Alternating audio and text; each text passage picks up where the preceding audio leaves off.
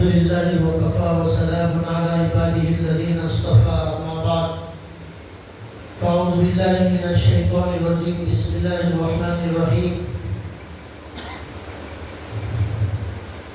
قال الله تعالى لمسجد أسس على التقوى من أول يوم أحق أن تقوم فيه رب اشرح لي صدري ويسر لي أمري واحلل عقدة من لساني يفقهوا قولي سبحانك لا علم لنا إلا ما علمتنا إنك أنت العليم الحكيم اللهم صل على محمد في أول كلامنا اللهم صل على محمد في أوسط كلامنا اللهم صل على محمد في آخر كلامنا صدق الله العظيم. محترم دینی بھائیوں،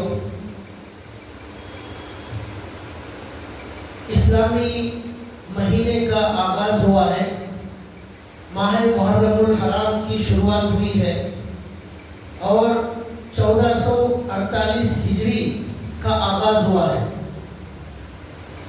1448 ہجری کا مطلب یہ ہوا کہ ہمارے نبی صلی اللہ علیہ وسلم کی زندگی میں، ہمارے نبی کی سیرت میں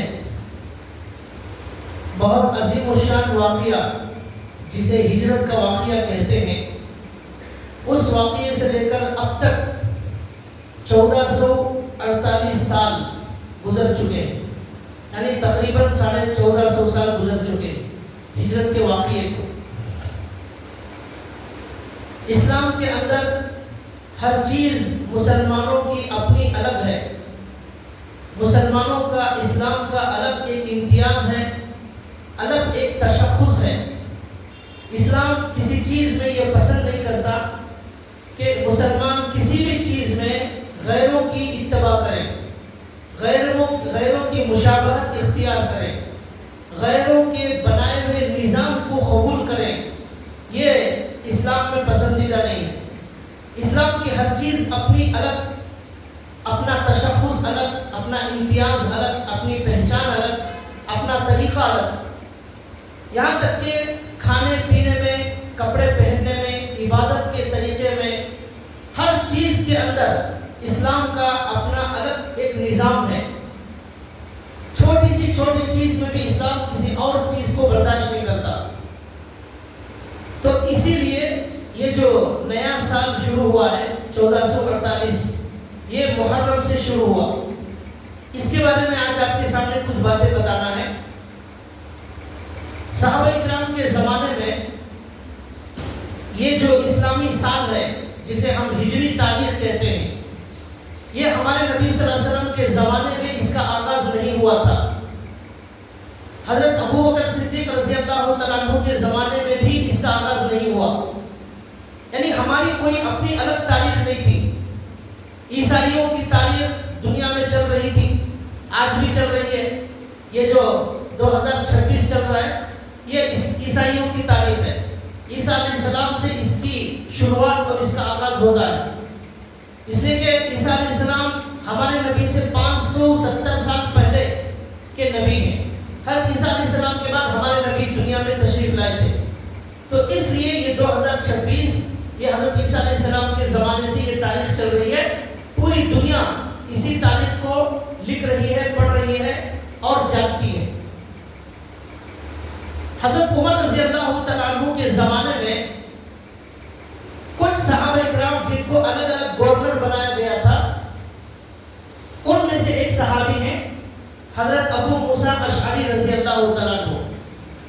انہوں نے حضرت عمر رضی اللہ تعالیٰ عنہ کو سب سے پہلے خط لکھا اور اس خط کے اندر لکھا کہ امیر المؤمنین، آپ کا جو خط ہمیں آتا ہے اس کے اندر مختلف ہدایات ہوتی ہیں، اس میں تاریخ نہیں ہوتی، اس لیے کہ اسلامی کوئی تاریخ نہیں ہے الگ سے، تو اس میں تاریخ نہیں ہوتی تو معلوم نہیں ہوتا کہ یہ کب خط نکلا ہے، کب آپ نے لکھا ہے، یہ معلوم نہیں ہوتا، اس لیے آپ اس میں تاریخ لکھیں۔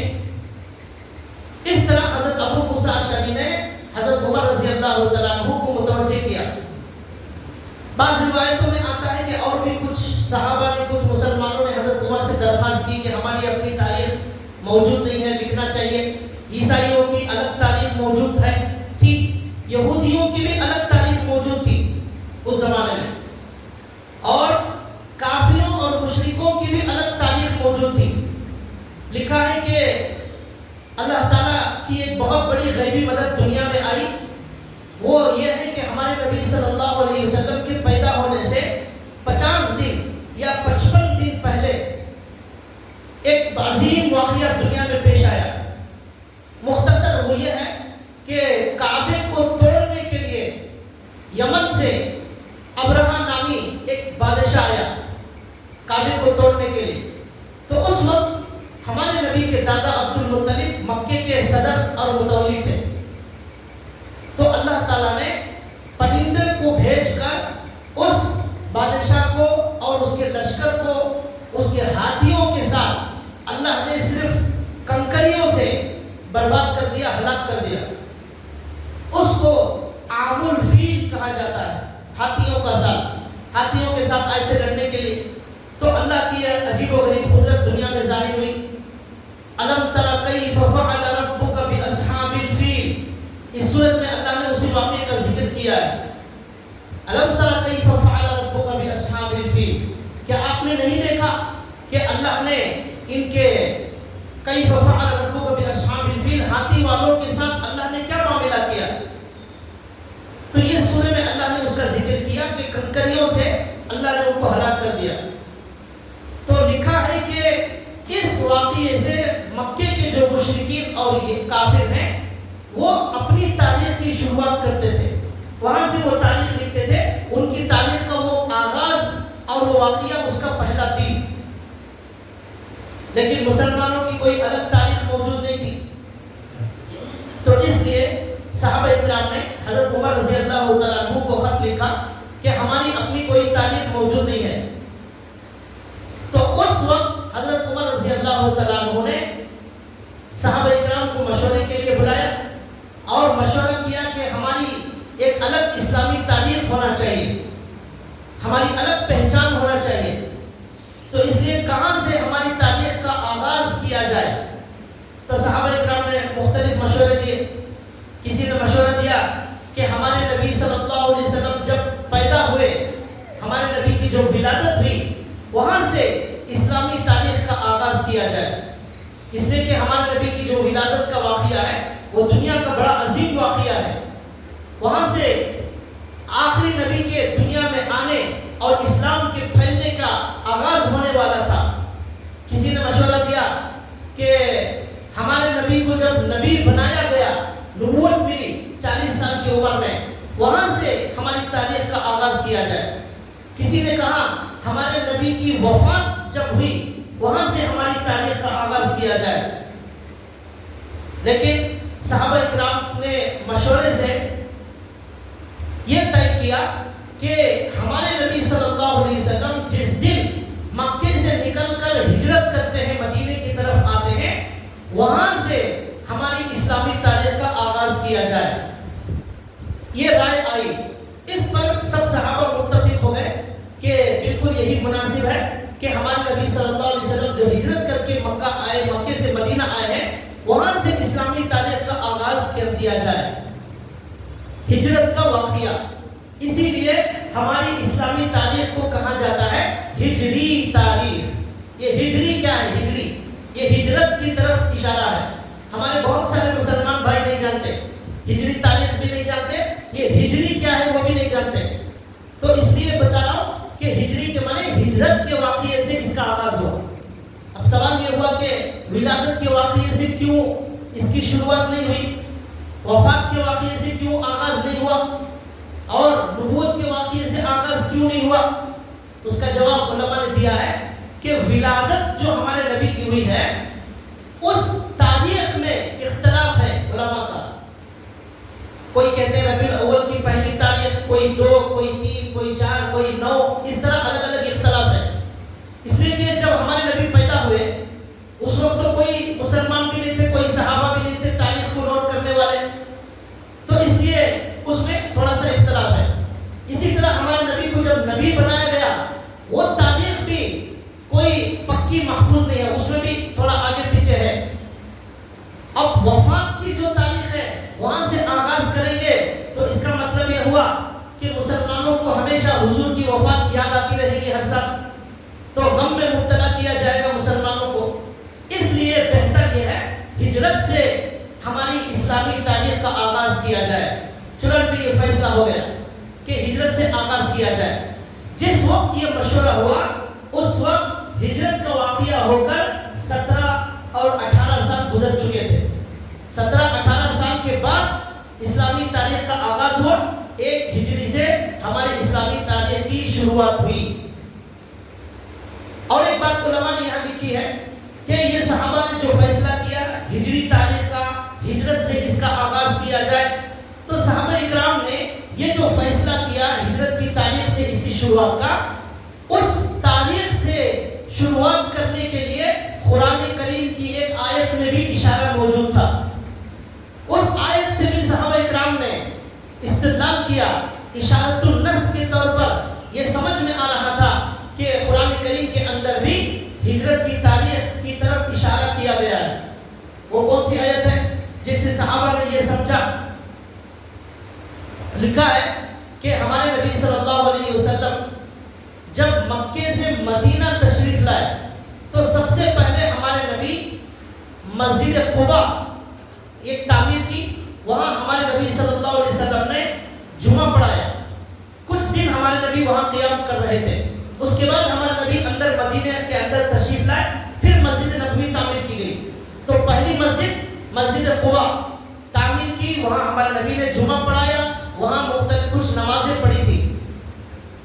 تو اس کے بالکل قریب یہودیوں نے، منافقوں نے، جھوٹے مسلمانوں نے ایک مسجد بنائی مسجد قباء کے بالکل قریب. اس مسجد کے بنانے کا مقصد منافقوں کا یہ تھا کہ منافقوں کی کوئی مسجد نہیں تھی، منافقوں کا کوئی مرکز نہیں تھا جہاں وہ بیٹھ کر میٹنگ کرے سارے منافقین اور اسلام کے خلاف سازش کریں، مسلمانوں کے خلاف سازش کریں. ایسی کوئی مسجد نہیں تھی. اس لیے منافقوں نے ایک چال چلی کہ ہم بھی ایک مسجد بنا لیتے ہیں، اور مسجد قباء کے قریب ایک جگہ دیکھ کر انہوں نے چھوٹی موٹی مسجد بھی تعمیر کر دی. اور آپ صلی اللہ علیہ وسلم کو آ کر دعوت دی کہ یا رسول اللہ آپ وہاں آ کر مسجد کا آغاز کریں.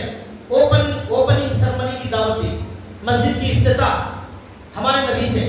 اور چال اور سازش کیا تھی؟ ہمارے نبی جب ابتدا کریں گے، آغاز کریں گے، تو کسی کو شک نہیں آئے گا کہ یہ منافقوں کی مسجد ہے.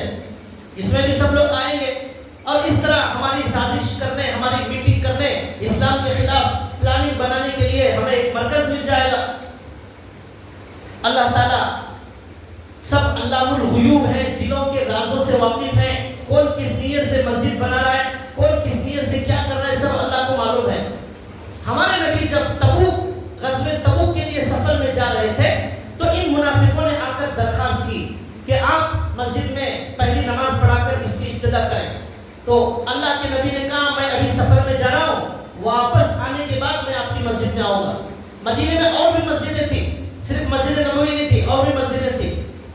اب ہمارے نبی جا کر سفر سے جب واپس آئے تو قرآن کریم میں آیت نازل ہو گئی، لَمَسْجِدٌ أُسِّسَ عَلَى التَّقْوَى من اول یوم احق ان تقوم فیہ. اس میں اللہ نے کہا کہ یہ جو منافقوں کی مسجد ہے یہ کوئی مسجد نہیں ہے، لا تقم فیہ ابدا. اے نبی آپ اس مسجد میں، ان منافقوں کی مسجد میں آپ کبھی نماز مت پڑھیے. مسجد در و دیوار کا نام نہیں ہے، مسجد سیمنٹ اور جلدی کا نام نہیں ہے. مسجد کی بنیاد اخلاص پر جب رکھی جاتی ہے وہ ہوتی ہے مسجد، جس میں تقوی شامل ہوتا ہے وہ ہوتی ہے مسجد جو خالص اللہ کے لیے بنائی جائے. تو یہاں پر اللہ نے کہا اے نبی ان کی مسجد میں آپ کھڑے ہو کر نماز مت پڑھیے، لا تقم فیہ ابدا، لمسجد اسس علی التقوی. لیکن وہ مسجد جس کی بنیاد تقوی پر رکھی گئی ہے وہ کون سی مسجد ہے؟ مسجد قباء.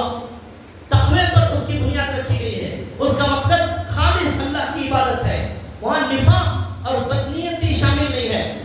مسجد اسس علی التقوی، اس مسجد کی بنیاد تقوی پر رکھی گئی ہے. من اول یوم احق ان تقوم فیہ، پہلے دن سے اس مسجد کی بنیاد تقوی پر رکھی گئی ہے. وہ زیادہ اس بات کی حقدار ہے کہ آپ وہاں نماز پڑھیں. اے نبی آپ وہاں نماز پڑھ سکتے ہیں مسجد قباء میں.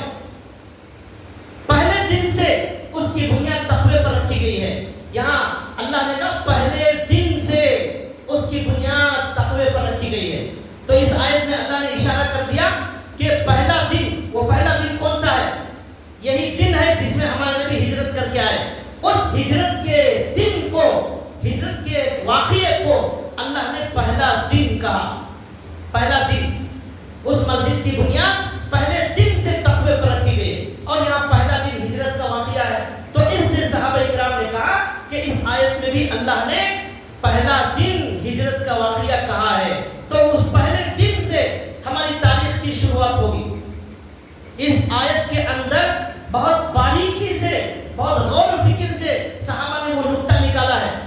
جلدی غور کرنے سے معلوم نہیں ہوتا، اس لیے کہ یہ آیت یہ بتانے کے لیے نازل نہیں ہوئی ہے کہ یہ ہجرت کا واقعہ پہلا دن ہے. یہ بتانا مقصد نہیں ہے آیت کا. مقصد آیت کا کیا ہے؟ اس مسجد میں نماز نہ پڑھے جو منافقوں کی مسجد ہے، اس مسجد میں نماز پڑھے، مسجد قباء میں، یہ مقصد ہے. لیکن اشارتاً کنایتاً یہ بھی معلوم ہو گیا کہ ہجرت کا واقعہ یہ پہلا دن اللہ نے کہا ہے. یہ صحابہ اکرام کے اندر علم کی گہرائی تھی. صحابہ اکرام کو قرآن کا بڑا گہرا علم تھا. وہ آیتوں پر اس طرح غور کر کے نقطے نکالتے تھے. تو اس لیے صحابہ نے کہا ہجرت کا جو واقعہ ہے وہیں سے ہماری تاریخ کا آغاز کر دیا جائے. چنانچہ اس پر فیصلہ ہوا، وہاں سے تاریخ لکھنا شروع کر دیا گیا.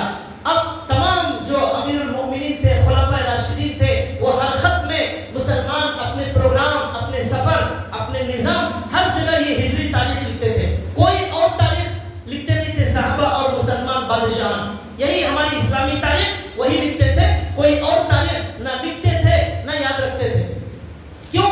اس لیے کہ اسلام کے اندر جب ہمارا اپنا الگ نظام ہے، ہمیں کیا ضرورت ہے دوسروں کی تاریخ لکھنے اور اس کے فالو کرنے.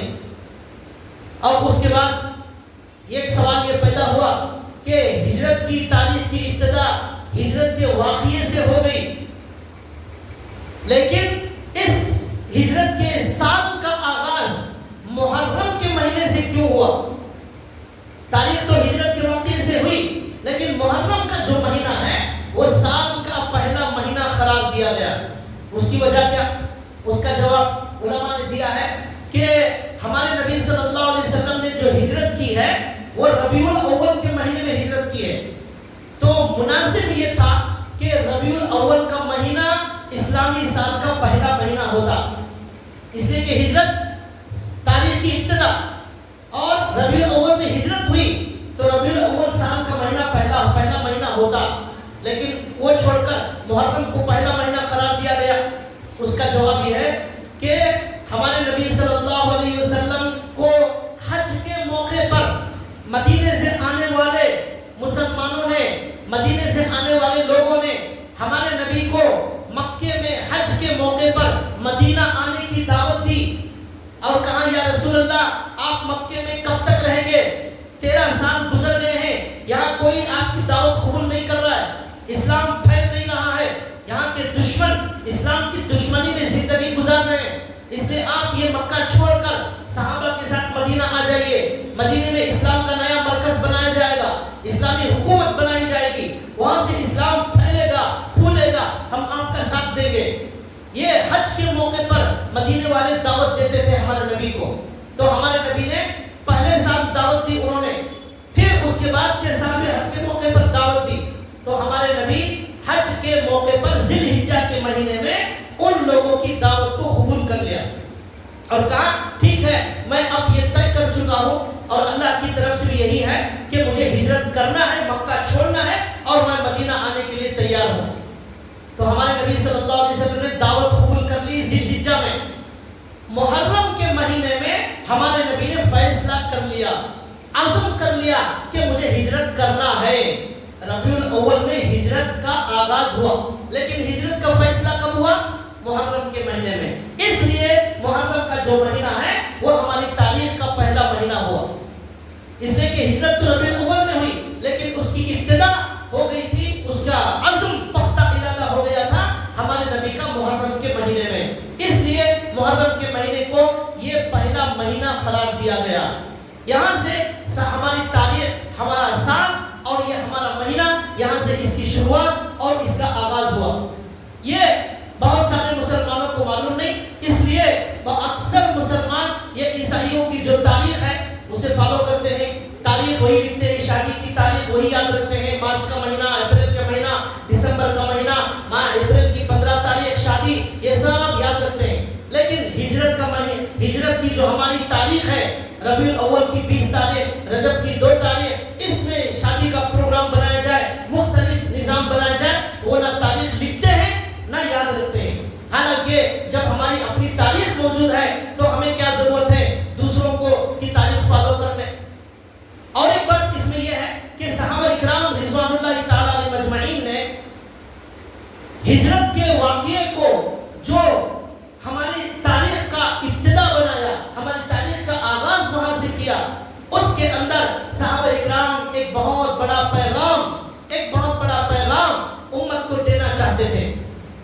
اور آنے والے قیامت تک کے مسلمانوں کو اس تاریخ کی شروعات ہجرت سے کرنے کی وجہ سے ایک بہت بڑا پیغام، 2-3 پیغام مسلمانوں کو دینا چاہتے تھے۔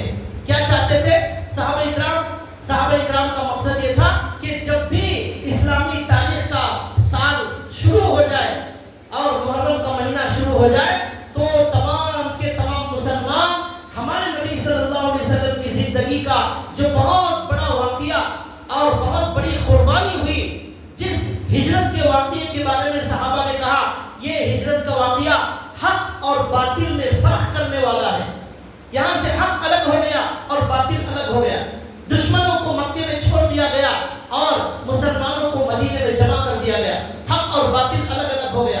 حضرت علی نے کہا کہ یہ ہجرت کا واقعے کو ہم نے اس لیے بنیاد بنایا کہ ہمارے نبی نے مشرکوں کی زمین کو اس ہجرت کے واقعے میں چھوڑ دیا۔ تو صحابہ کرام یہ چاہتے تھے کہ قیامت تک آنے والے مسلمان ہر سال محرم کے مہینے میں ہمارے نبی کے ہجرت کے واقعے کو یاد کریں، ہجرت کے واقعے کو دل میں تازہ کریں اور وہ واقعے کو کبھی نہ بھولے، اور یہ بھی یاد رکھے کہ اسلام قربانی سے پھیلتا ہے، اسلام کے لیے قربانی ضروری ہے۔ ہم اسلام کے لیے قربانی دینے کے لیے اس امت کو اللہ نے بہترین امت بنایا ہے۔ یہ ہمارے نبی صلی اللہ علیہ وسلم کا واقعہ ہمارے ذہنوں میں تازہ ہو جائے، اس لیے اس کا آغاز ہجرت کی تاریخ سے کیا گیا۔ ہمارے نبی صلی اللہ علیہ وسلم 13 سال تک مکے کی زندگی میں ہر وہ تکلیف ہمارے نبی نے برداشت کی جو ایک انسان کو دی جا سکتی ہے، ایسی تکلیفیں جس کو نہ سن سکتے ہیں نہ تصور کر سکتے ہیں۔ گالیاں دی گئی ہمارے نبی کو جادوگر کہا گیا، ہمارے نبی کی بچیوں کو طلاق، نکاح ہونے کے بعد فوراً ہمارے نبی کی 2 بچیوں کو طلاق دی گئی، ابھی رخصتی نہیں ہوئی ہے اس سے پہلے ہمارے نبی کی بچیوں کو طلاق دی گئی۔ ابو لہب کے 2 بیٹوں نے ہمارے نبی کی 2 بیٹیوں سے نکاح کیا، نکاح کرنے کے بعد فوراً جان بوجھ کر رخصتی سے پہلے طلاق دی گئی۔ اس طرح ہمارے نبی کے دل کو چھلنی کیا گیا، اور ہمارے نبی کے صحابہ مسلمانوں کو اتنا مارا گیا، خون ان کا بہایا گیا۔ مسلمان مرد عورتیں 70 پر 2 مسلمان مجبور ہو کر مکہ چھوڑ کر حبشہ کی طرف ہجرت کرنے پر مجبور ہو گئے۔ 3 سال تک ہمارے نبی کو شام ابی طالب میں رکھ کر بھوک اور پیاس سے تڑپایا گیا، بائیکاٹ کر دیا گیا، بائیکاٹ۔ کوئی مسلمانوں سے بات نہیں کر سکتا، مسلمانوں سے خرید و فروخت نہیں کر سکتا، مسلمانوں سے تعلقات نہیں رکھ سکتا، رشتہ نہیں کر سکتا، یہ سب حالات آئے ہمارے نبی پر۔ 3 سال شام ابی طالب میں پتے کھانے پر مجبور ہو گئے صحابہ، چھوٹے بچے دودھ کی وجہ سے تڑپتے تھے، بلبلاتے تھے، ان کے رونے کی آواز کسی مشرک اور کافر کے کانوں میں نہیں جاتی تھی۔ ایسا ظلم کیا گیا، ظلم کے پہاڑ توڑے گئے۔ ہمارے نبی صلی اللہ علیہ وسلم وہاں سے مکے کو چھوڑ کر طائف گئے، وہاں جا کر دین کی دعوت دی۔ وہاں کے لوگوں نے دعوت قبول کرنے کے بجائے ہمارے نبی پر پتھر برسائے، خون بہایا گیا، ہمارے نبی کے جوتے خون سے بھر گئے، اور ہمارے نبی باغ میں بیٹھ گئے، وہاں پر کچھ انگور کسی نے دیا، وہ کھا کر ہمارے نبی وہاں پر بیٹھ کر ان کی ہدایت کے لیے دعا کر رہے تھے۔ فرشتہ آیا اور کہا آپ حکم دیں یہ طائف والوں کو پیس کر رکھ دیا جائے، پہاڑوں کو ملا کر ان کو تباہ کر دیا جائے۔ ہمارے نبی نے کہا اے اللہ یہ لوگ جانتے نہیں ہیں، ان کو ہدایت عطا فرما، اللہم اہدنی قومی فانہم لا یعلمون، اللہ ان کو ہدایت عطا فرما۔ یہ ہمارے نبی کی 13 سال کی قربانیاں آخرکار اتنا مجبور کیا کہ جو نبی جس مکے میں پیدا ہوئے، ہمارے نبی کے ابا مکے میں پیدا ہوئے، ان کے دادا مدینے میں پیدا ہوئے، مکے مدینے کے صدر متولی تھے عبد المطلب، وہاں سے اوپر خاندان حضرت ابراہیم علیہ السلام تک ہمارے نبی کا خاندان جاتا ہے۔ حضرت ابراہیم نے کعبے کو وہاں تعمیر کیا، پورا سلسلہ ہمارے نبی کا پورا خاندان ہے، لیکن اتنا ظلم کیا کہ اسلام کو پھیلانے کے لیے اب کوئی راستہ مکے میں نظر نہیں آیا، مجبور ہو کر مکے سے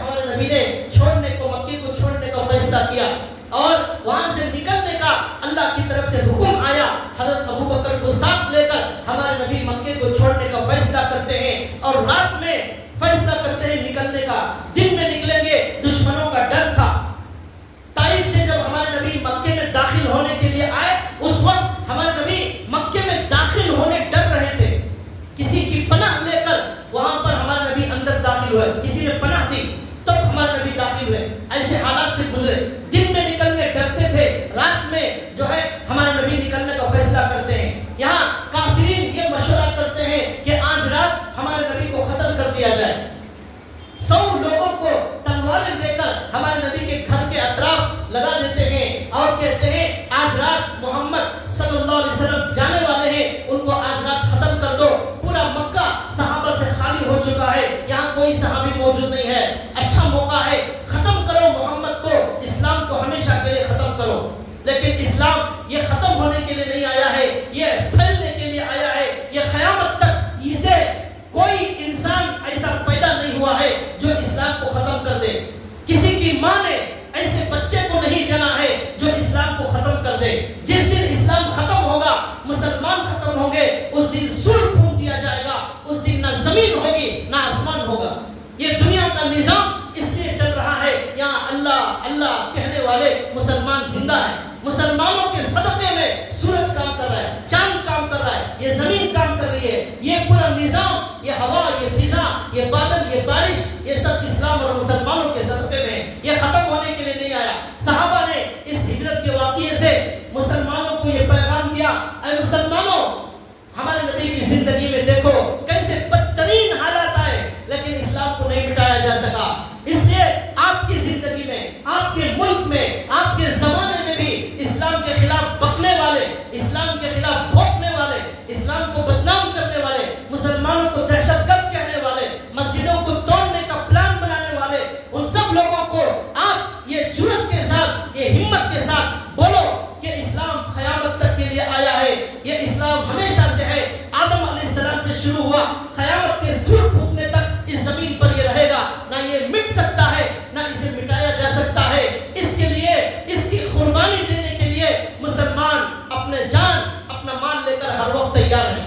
ہمارے نبی کو کہا گیا یہ اللہ کی طرف بلانا چھوڑو، ہمارے نبی نے کہا ایک ہاتھ میں سورج رکھ دیا جائے، ایک ہاتھ میں چاند رکھ دیا جائے، لیکن تب بھی یہ محمد اسلام کی دعوت دینا نہیں چھوڑے گا۔